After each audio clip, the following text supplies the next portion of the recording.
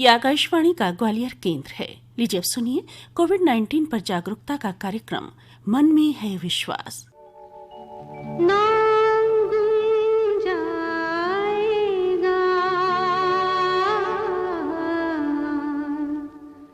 चेहरा ये बदल जाएगा, मेरी आवाज ही पहचान है। जी हाँ दोस्तों, मेरी आवाज़ ही पहचान है और आवाज़ से आप पहचान गए होंगे कि मैं कौन आपके साथ ही इस समय आपके साथ हूँ। जी, मैं हूँ आभा गुप्ता और ये कार्यक्रम लेकर हाजिर हूँ मन में आशा और विश्वास लेकर। श्रोताओं, आपसे बातें करना बहुत अच्छा लगता है और कहते भी हैं ना कि बात निकलेगी तो दूर तलक जाएगी। तो मैं अभी आपसे और बातें नहीं करूंगी क्योंकि आपके मेरे कुछ साथी हैं जो आपसे बातें करने को उतावले हैं, क्योंकि बहुत दिनों से ये आपसे नहीं मिले हैं ना। तो लीजिए, मैं भी और आप भी इनकी बात सुनते हैं। सबसे पहले आपसे मुखातिब हैं दिनेश पाठक। श्रोताओं नमस्कार। मुझे याद है कि आपसे मेरी पिछली मुलाकात लॉकडाउन 1 की घोषणा के ठीक एक दिन पहले ही हुई थी और तब हमने आपसे चर्चा की थी कि उन सावधानियों की जो आपको बरतना चाहिए थी।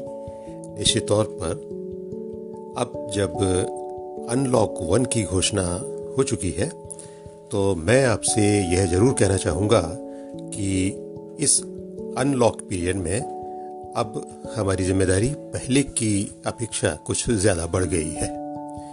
श्रोताओं, अगर देखा जाए तो शाब्दिक तौर पर लॉकडाउन का अर्थ कुछ अच्छा नहीं होता, क्योंकि इसका मायने होता है कि सब कुछ बंद हो जाना, रुक जाना। लेकिन मैंने व्यक्तिगत तौर पर यह महसूस किया कि इस दौरान हमें मौका मिला आत्म अवलोकन का, अपने अंदर झांकने का और वो सब कुछ करने का जिसे हम हमेशा करना चाहते थे लेकिन समय की कमी के कारण कर नहीं पाते थे। इस हिसाब से मेरे विचार से यह लॉकडाउन काल दरअसल अपने आप को अनलॉक करने का एक विशेष मौका रहा। मेरी शुभकामनाएं आप सभी के स्वास्थ्य के लिए। नमस्कार श्रोताओं, मैं हूं आपका मित्र अजय धाकड़। श्रोताओं, आज सभी ओर कोरोना महामारी कोविड-19 और इससे सुरक्षा को लेकर चर्चा जोरों पर है। हमारी जीवन शैली भी कोरोना संक्रमण के चलते पूर्णतः परिवर्तित हो चुकी है। बच्चे, युवा और वृद्धजन सभी की जीवन शैली हाइजेनिक हो चली है। कोरोना संक्रमण के चलते जो लॉकडाउन किए गए उसके कारण प्रकृति अपने सबसे खूबसूरत रूप में अब दिखाई देने लगी है। नदियों का जल स्वच्छ निर्मल हो चला है और वायु भी शुद्ध हो गई है। यूं लगता है जैसे प्रकृति मुस्कुरा रही है। साफ सफाई को लेकर और शुद्धता को लेकर अब हमारी सोच भी विस्तार ले चुकी है। बार बार हाथ धोने की प्रक्रिया और सोशल डिस्टेंस का अनुपालन करते हुए अपने कार्यों को निष्पादित करना जीवन में शामिल हो गया है। प्राचीन भारतीय परंपरा में नमस्कार करने का चलन अब आम हो चला है। सभी श्रोता साथियों को अरुणा का नमस्कार। आज बहुत दिनों के बाद श्रोता साथियों आपसे बात करके दिल को एक सुकून सा मिल रहा है। चेहरे पर मास्क लगाना और 2 गज की दूरी, अब ये बातें नई नहीं रही। देश में कोरोना वायरस के कारण संक्रमण के मामले लगातार बढ़ रहे हैं। दुनिया में संक्रमण के मामलों में भारत 7वें स्थान पर पहुंच गया है। इन परिस्थितियों में यह संकट बहुत बड़ा लगता है, लेकिन इस संक्रमण से ठीक होने वाले लोगों का आंकड़ा भी अन्य देशों के मुकाबले भारत में बेहतर है।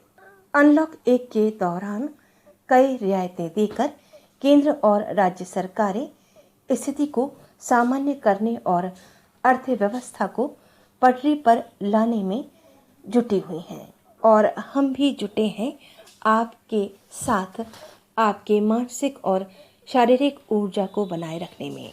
इसी उद्देश्य को पूरा करते हैं और देश के विकास में भागीदार बनते हैं। दोस्तों, आपके रेडियो मित्र दिव्या अग्रवाल का आपको ढेर सारा प्यार, दुआ और सलाम। अच्छा लग रहा है इतने दिनों बाद आपसे बातें करके। और अब तो हमारे साथ ढेर सारे नए श्रोता भी जुड़ रहे होंगे जो अलग अलग जगहों से अपने शहर, अपने गांव आ गए हैं।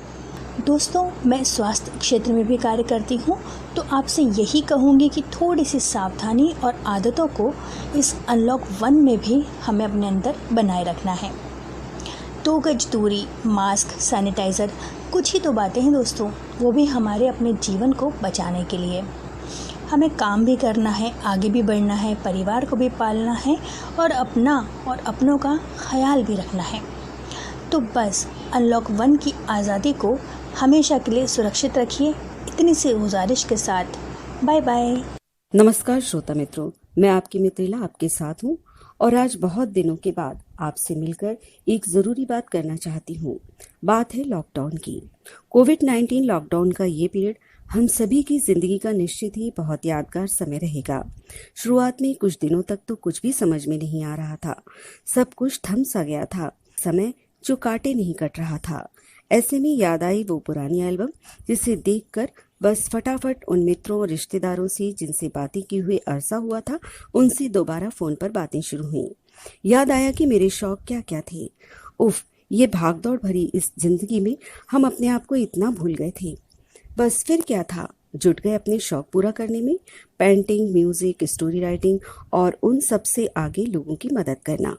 फिर महसूस हुआ कि उस मदद से जब आप किसी के चेहरे पर मुस्कान लाती हो ना, तो फिर आप वो सब कुछ पा लेते हो जो कोई भी रुपया, पैसा, धन दौलत आपको नहीं दे सकता।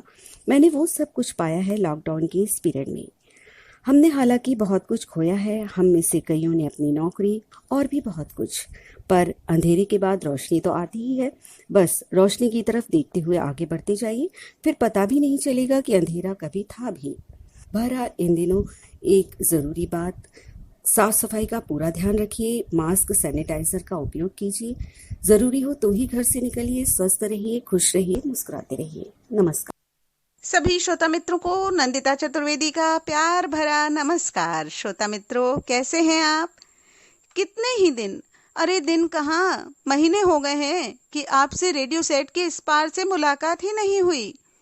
जब हमारी आपकी मुलाकातों के लंबे अनथक सिलसिले पर अचानक लॉकडाउन का कहर बरपा ना, तो ऐसा लगा कि मानो जीने का मकसद ही किसी ने हमसे छीन लिया हो। लेकिन धीरे धीरे दिल और दिमाग को हमने समझा ही लिया कि इस लंबी अंधियारी रात के उस पार सुहानी भोर एक बार फिर हमें आपसे मिलने का मौका अवश्य देगी। और बस फिर हम भी जुट गए इस नकारात्मकता के भाव को पराजित कर परिवार, समाज और देश के प्रति अपने कर्तव्य को पूरी ईमानदारी से निभाने में। श्रोता मित्रों, प्रकृति से हमें इस पृथ्वी पर जो भी समय मिला है, उसका एक एक पल हम किस प्रकार प्रयोग करते हैं, यही हमारे अस्तित्व की सार्थकता को निर्धारित करता है। तो समय कैसा भी हो, बस हमें अपने कर्तव्य पालन से पीछे नहीं रहना है। जितना हो सके इस कठिन समय में उनकी मदद करिए जो जरूरतमंद हैं। और जब 1.25 करोड़ भारतवासी हाथ से हाथ मिलाकर आगे बढ़ेंगे, तो कोरोना की क्या बिसात कि वो हमारे देश में अपना अस्तित्व बचा कर रख सके। बस तब तक के लिए सुरक्षित रहिए, घर पर रहिए। तो आवाज की दुनिया के दोस्तों, आपने अपने और मेरे इन साथियों की बातों को ध्यान से सुना ना? उम्मीद है गुनेंगे भी।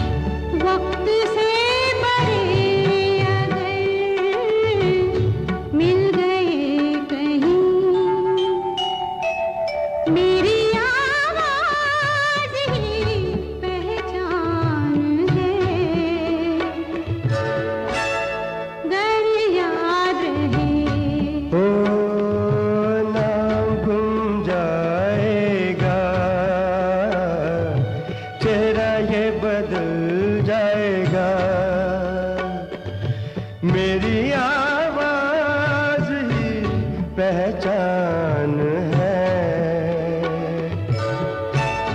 गर याद रहे।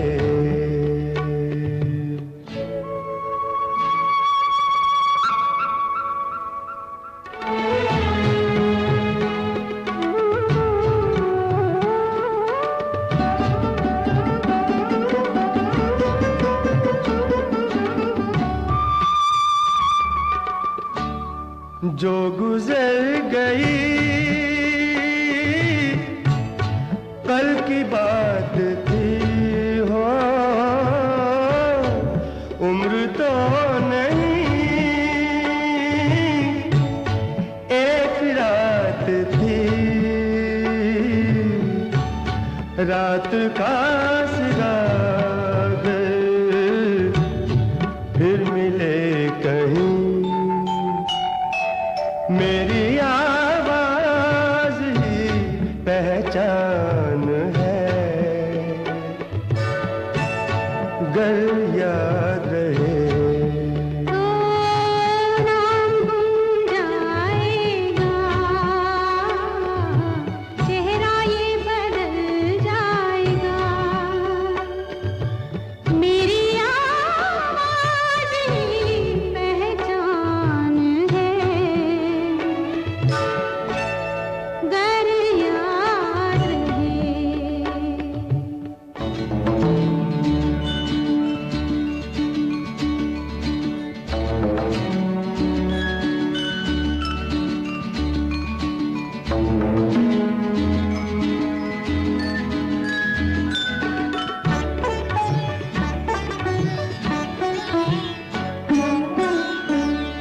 दिन ढले जहां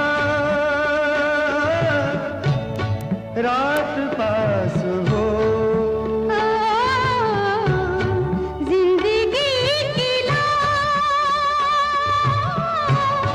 ऊंची कर चलो, याद आए घर कभी जी उदास हो, मेरी आवाज ही पहचान है, गर याद रहे। श्रोताओं, दोस्तों की हमारी जिंदगी में बहुत अहमियत है और दोस्तों की तरह ही अब मास्क, सैनिटाइजर भी हमारी जिंदगी का अहम हिस्सा हैं। हाल फिलहाल सोशल डिस्टेंसिंग हर हाल में बनाए रखना है, जैसे कि हमारी और आपकी दोस्ती। सोशल डिस्टेंसिंग, जिसे हम फिजिकल डिस्टेंसिंग भी कह सकते हैं, ज़रूरी है, लेकिन दिल से दिल की दूरी कतई नहीं है। तभी ना हम आपके दिल की बातों को समझ लेते हैं। आइए कार्यक्रम में आगे बढ़ें। लीजिए अब सुनिए, कल 2 जून का कोरोना हेल्थ बुलेटिन जानकारी दे रहे हैं ग्वालियर के कलेक्टर श्री कौशलेंद्र विक्रम सिंह। आज कोरोना के कुल 27 नए मामले सामने आए और ये देखा गया कि एक ही परिवार के 19 मामले आए हुए हैं, जिनके घर में एक कार्यक्रम था सगाई का और उनके घर में दिल्ली से कोई व्यक्ति आए थे, तो थोड़ा असावधानी की वजह से उनके पूरे घर में ये फैला। इसके अलावा एक सारी का केस है, बाकी सारे ट्रेवल हिस्ट्री पंजाब, अहमदाबाद, गुड़गांव, दिल्ली आदि से आए हुए लोग हैं।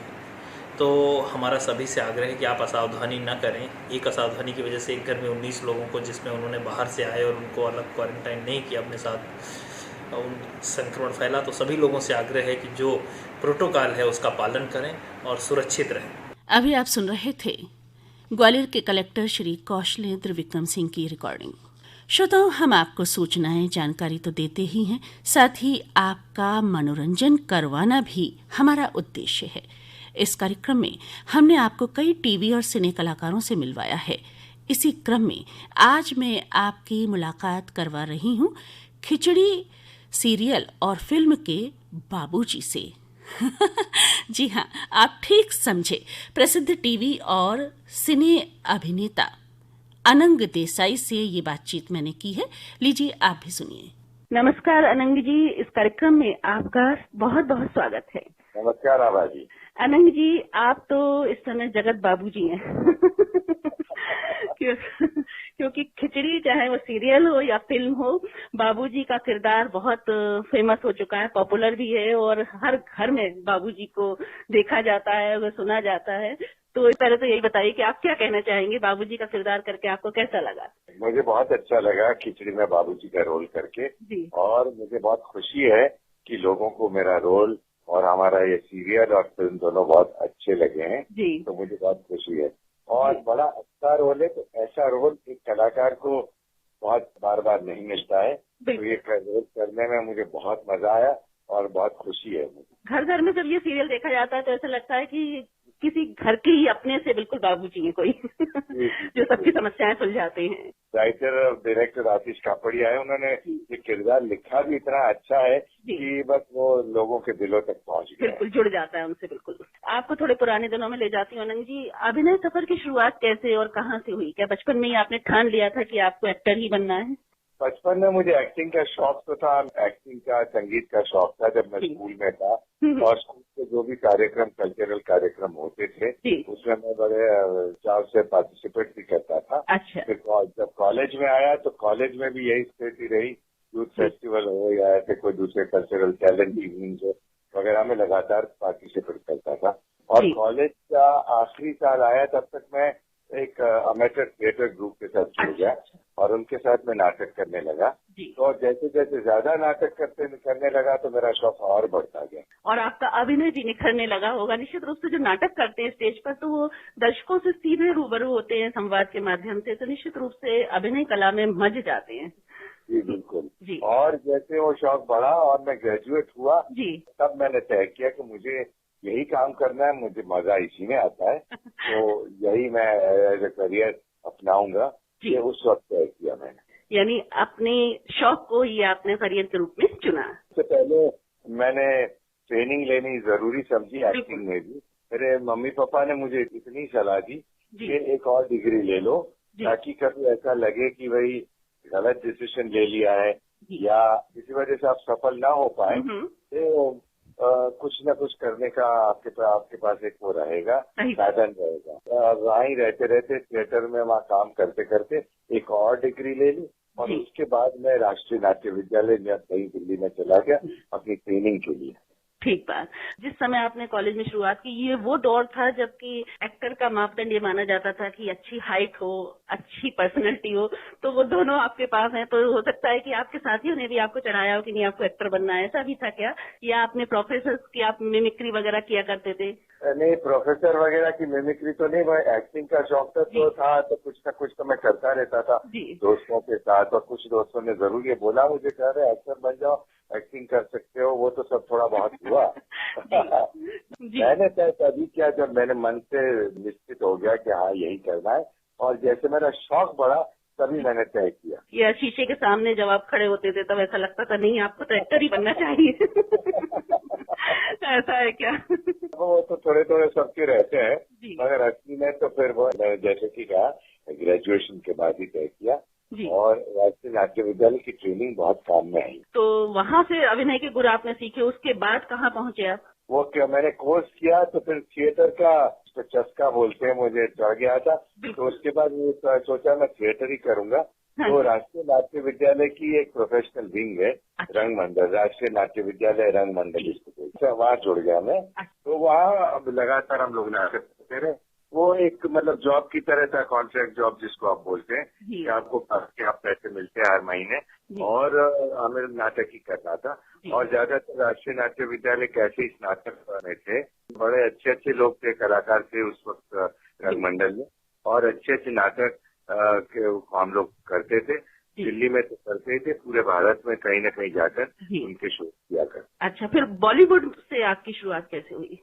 ये करते करते आगे बढ़ा, फिल्मों में का शौक तो था ही था और सबसे पहली फिल्म मेरी आई वो जो वहीं दिल्ली में रहते हुए की, वो थी रत्न की गांधी। इसमें आपने जेबी कृपलानी का रोल किया। जी बिल्कुल बिल्कुल। इसमें काम करना तो अपने आप में एक अद्भुत अनुभव रहा होगा आपका निश्चित रूप से। बिल्कुल बिल्कुल बिल्कुल, बहुत ही अच्छा अनुभव रहा और वो रोल करने में मुझे मजा भी बहुत आया और इतनी बड़ी फिल्म और इतने अच्छे अच्छे बड़े बड़े कलाकार और टेक्नीशियंस के साथ काम बहुत मजा भी आया और सीखने को भी मिला, दोनों चीज। और फिल्म इतिहास में एक नाम लिख गया है रिचर्ड एटनबरो की गांधी फिल्म का, और जब जब फिल्म इतिहास पढ़ा जाएगा तो इसका जिक्र जरूर होगा मेरे ख्याल में। तो बिल्कुल बिल्कुल जी। बिल्कुल। तो सीरियल्स में भी आप बराबर अभिनय कर रहे हैं। आपने 80 से भी ज्यादा सीरियल्स में काम किया है और बिल्कुल। फिल्मों में भी आप लगातार काम करते रहे। तो आपको ज्यादा मजा किस में आता है, सीरियल्स में काम करने में या फिल्मों में? दोनों में मजा आता है। मेरा काम है एक्टिंग करना, जी। और एक्टर को अच्छे रोल मिले, अच्छा सशक्त कहानी मिले तो काम करने में मजा ही आता है, चाहे वो टेलीविजन हो, चाहे वो फिल्म हो, चाहे वो थिएटर हो। बिल्कुल सच्चे कलाकार वाली बात आपने कही है कि एक अभिनेता केवल ये देखता है कि उसका किरदार क्या है, वो उस किरदार में ढल जाता है। जैसे कि आपको बाबूजी बनाया तो आप बाबूजी बन गए, जब आपको जेबी कृपलानी का रोल मिला तो वो भी आपने बखूबी निभाया, और जब आपको बुद्ध बनने का सौभाग्य मिला तो वो रोल भी आपने बहुत अच्छे से किया है। आपकी शादी हुई है वकील साहिबा से तो ये बताइएगा कि वकील साहिबा से आपको शादी करने में जरा भी डर नहीं लगा कि कहीं घर में ही कोर्ट रूम ना बन जाए, जिरह शुरू ना हो जाए? बिल्कुल बिल्कुल, ऐसा बिल्कुल नहीं लगा। हम लोग एक दूसरे को जानते हैं, पहचानते हैं, मिले, दोस्ती हुई, उसके बाद शादी हुई। तो वो तो पक्का था कि डर में तो वो कोर्ट नहीं बनेगी। बिल्कुल। और जैसा कि मैं जानती हूँ चित्रा जी एक बहुत संवेदनशील इंसान है और बहुत अच्छी कवयित्री है, जो मन के कोमल भावों को शब्दों में पिरो के बहुत अच्छी कविताएं लिखती हैं। ये उनकी संवेदनशीलता का तब से पता था। उन्होंने जैसा कि एक इंटरव्यू में बताया था कि आप उनकी कविताओं के पहले श्रोता होते हैं। हाँ, क्योंकि वो लिखती थी तो वो मुझे जरूर हमेशा सबसे पहले मुझे ही सुनाती। जी बिल्कुल। कविता कैसी है, कैसा लगा, वो सब बताती। तो इस समय जो शूटिंग से आपको फुर्सत है, आपको क्या सभी कलाकार इस समय थोड़ा फुर्सत में हैं? क्योंकि शूटिंग वाला काम तो बिल्कुल बंद है, तो आप खाली समय में इस समय क्या कर रहे हैं, कैसे बिता रहे हैं इस समय को? लॉकडाउन में सब लोगों की तरह मैं भी घर में ही समय बिता रहा हूँ जी। और परिवार के साथ तो टाइम बिताने का अच्छा मौका मिल ही गया है, तो वो तो एक बहुत अच्छी बात है। साथ में घर में जितना काम, घर काम का मैं जितनी मदद कर सकता हूँ वो जरूर करता हूँ। और हाँ बिल्कुल करता हूँ, क्यों नहीं, करनी भी चाहिए सबको। क्यों भाई, एक इंसान पे बोझ नहीं पड़ना चाहिए ना, घर सबका है। बिल्कुल। हमारे जो श्रोता सुन रहे होंगे आजकल वो लगातार कई कलाकारों से मिल चुके हैं कार्यक्रमों के माध्यम से, इंटरव्यू के माध्यम से, और वो ये जान रहे हैं कि फिल्मी कलाकार भी आम आदमी जैसे होते हैं, घर में मदद करते हैं घर के कामों में खासकर। बिल्कुल बिल्कुल बिल्कुल, हम भी तो इंसान ही तो है। जी, बहुत अच्छा लगा आपसे बात जान करके। अच्छा अनंग जी, मान लीजिए कि आप बाबूजी हैं और इस कोरोना काल में आपको कहीं कोरोना वायरस मिल जाए तो उसको किस तरह से फटकार लगाएंगे, भगाएंगे? कोई डायलॉग बताइए। जी। अरे कोरोना हट रहा है, चल आज क्या किसी डॉक्टर को बुलवाऊं बाहर से? बहुत बढ़िया, बोल देता मैं। हाँ बहुत बढ़िया। अंत में हमारे श्रोताओं से और आप क्या कहना चाहेंगे? ये कोरोना काल श्रोता भी अपने हिसाब से बिता रहे हो, और मेरे को लगता है कि पूरे दुनिया में हर व्यक्ति अपने अपने हिस्से की जंग कोरोना वायरस के खिलाफ लड़ रहा है इस समय, चाहे वो घर में रहकर लड़ रहा हो। तो आप हमारे श्रोताओं से क्या खास कहना चाहेंगे? बस यही कि सारे रूल्स का आदर करें हम लोग। जो लॉकडाउन के रूल्स बने, अभी तो धीरे धीरे रिलैक्सेशन भी हो रहा है, मगर सारी जो भी रूल्स हम सेल्फ डिसिप्लिन रखें अपने आप में। सोशल डिस्टेंसिंग बहुत जरूरी है इसमें, और साथ में हाथ बार बार धोना, वो मुंह पे बाहर निकल के मास्क लगाने, जो चीजें जो बताई गई हैं वो हम बिल्कुल पालन करें तो हम ही को फायदा होगा। और ये सेल्फ डिसिप्लिन हम रखेंगे तो धीरे धीरे ये जंग भी हम जीत पाएंगे। बिल्कुल बिल्कुल, बहुत बढ़िया बात कही आपने, क्योंकि ये जंग हमें सबको मिलकर लड़नी है और तभी हम कोरोना वायरस से जंग जीत पाएंगे, जब स्व विवेक से काम लेंगे और खुद डिसिप्लिन में रहेंगे। तो अनंग जी, आप हमारे कार्यक्रम से जुड़े और आपने बहुत अच्छी बातें शेयर की श्रोताओं के साथ।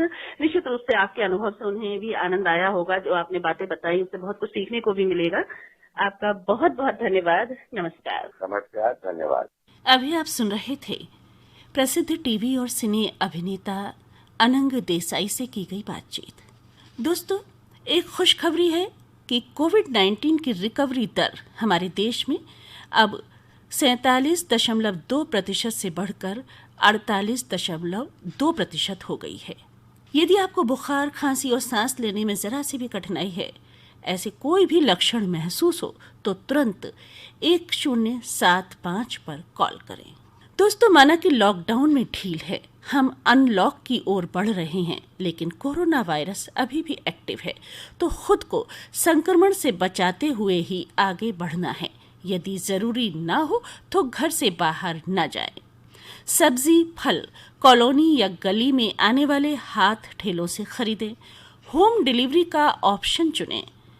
घर में अगर 10 साल से छोटे बच्चे और बुजुर्ग हैं या फिर कोई मधुमेह, हाइपरटेंशन, किडनी या अन्य किसी बीमारी से ग्रस्त व्यक्ति है, तो हमें खास एहतियात बरतनी है कि बाहर जाकर हम कहीं इन लोगों को घर बैठे ही संक्रमण न दे दें। जी हाँ, बच्चे, बुजुर्ग या बीमार तो बाहर नहीं गए, लेकिन जो घर का स्वस्थ व्यक्ति है वो बाहर गया और संक्रमण लेकर आया। हो सकता है कि उसमें संक्रमण ना भी दिखे, यानी कि संक्रमण के लक्षण ना दिखें, लेकिन वो कोविड-19 का कैरियर बन गया और फिर घर के कमजोर इम्यूनिटी वाले व्यक्ति को अगर उसने ये संक्रमण दे दिया तो उसके लिए ये घातक साबित होगा। श्रोताओं, बात थोड़ी सी घुमा फिरा कर कही है, लेकिन बिल्कुल सही है, क्योंकि चिकित्सा विशेषज्ञ ये बात बार बार कह रहे हैं। कुल मिलाकर मैं यही कहूंगी कि एहतियात बरतना बहुत जरूरी है। सतर्क रहें, सावधानी बरतें, लेकिन घबराएं नहीं, मस्त रहें और जीवन का हर लम्हा भरपूर जिएं।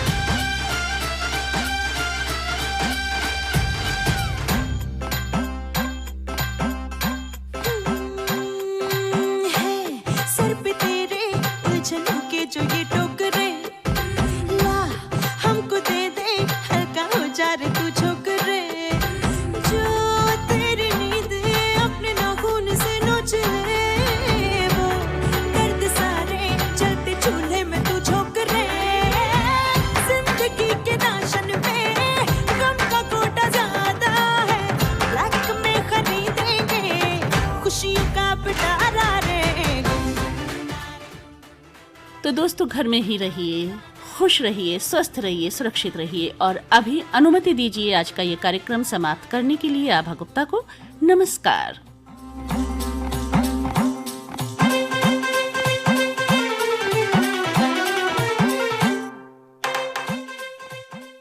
अभी आप सुन रहे थे कोविड-19 पर जागरूकता का विशेष कार्यक्रम मन में है विश्वास।